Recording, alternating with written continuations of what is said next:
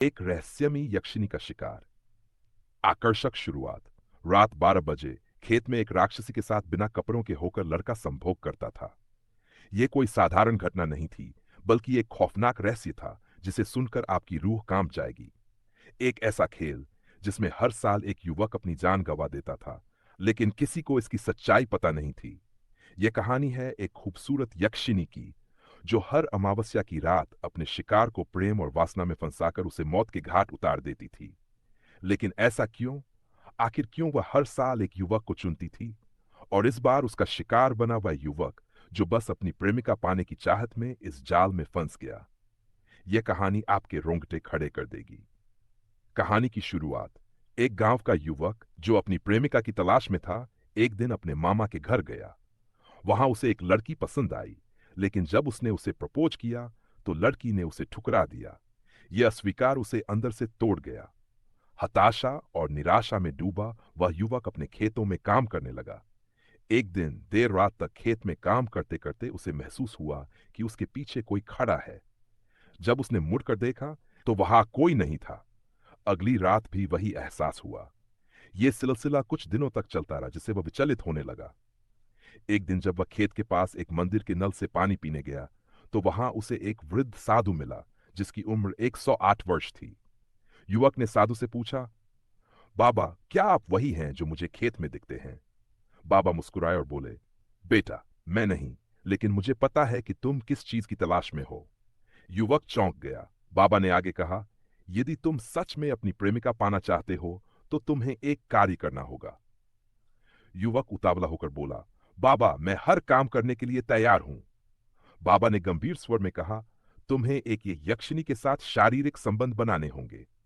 युवक यह सुनकर पहले डर गया, लेकिन फिर वह खुश हो गया, क्योंकि वह किसी भी हाल में अपने जीवन में प्रेम की तलाश कर रहा था। उसने बाबा से पूछा, मुझे वह मिलेगी कहां?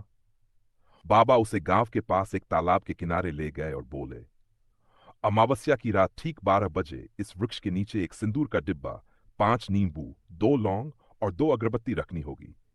इसके बाद तुम्हें अपने अंगूठे से रक्त टपकाना होगा। युवक डर गया। बाबा, क्या वह मुझे मार देगी?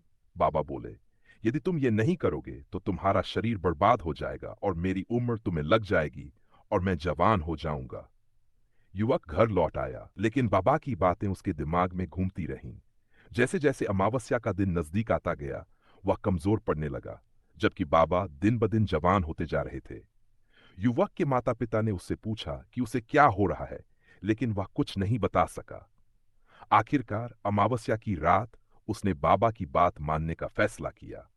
अमावस्या की रात, रात के ठीक 12 बजे वह तालाब के पास पहुंचा। उसने बाबा द्वारा बताई गई सारी रस्में पूरी कीं। जैसे ही उसने अपने अंगूठे से रक्त टपकाया, अचानक वातावरण बदल गया। उसे महसूस हुआ कि उसके चारों ओर भयानक जानवर, चीते और सर्प आ गए हैं, मानो उसकी रखवाली कर रहे हों।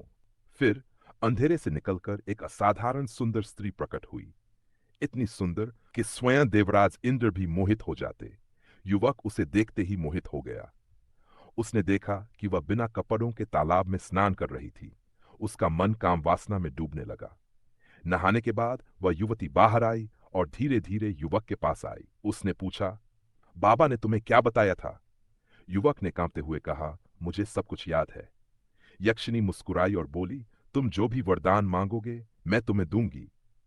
युवक झिझकते हुए बोला, मुझे वही लड़की चाहिए जिसे मैंने अपने मामा के घर में देखा था। यक्षिनी बोली, ठीक है, लेकिन तुम्हें मुझे संतुष्ट करना होगा। युवक बिना कुछ सोचे समझे तैयार हो गया। यक्षिनी की सुंदरता और उसकी मोहक आवाज ने उसे पूरी तरह से वश में कर लिया था। वह उसके पास खिंचता चला गया, जैसे कोई जादू उसे अपनी ओर बुला रहा हो। जैसे ही वह यक्षिनी के करीब पहुंचा, तालाब के चारों ओर हवा भारी हो गई। वातावरण में एक अजीब सा सन्नाटा था, मानो पूरी प्रकृति इस घातक मिलन को देख रही हो। आसमान में काले बादल घिर आए और दूर कहीं उल्लू की आवाज गूंज उठी। यक्षिनी ने युवक का हाथ थामा और उसे तालाब के किनारे ले गई। उसके शरीर से एक रहस्यमयी सुगंध आ रही थी, जिसने युवक को मदहोश कर दिया। उसने बाहों में भर लिया। युवक और यक्षिनी एक दूसरे में समा गए। युवक ने कभी ऐसा सुखद अनुभव नहीं किया था। यक्षिनी की छुआ ने उसके शरीर और आत्मा को एक अजीब सा आनंद दिया। उन्होंने लगातार 2 घंटे के एक दूसरे को पूर्ण रूप से संतुष्ट किया। लेकिन युवक यह नहीं जानता था कि यह आनंद उसके जीवन का अंतिम आनंद होगा। समय बीतता गया।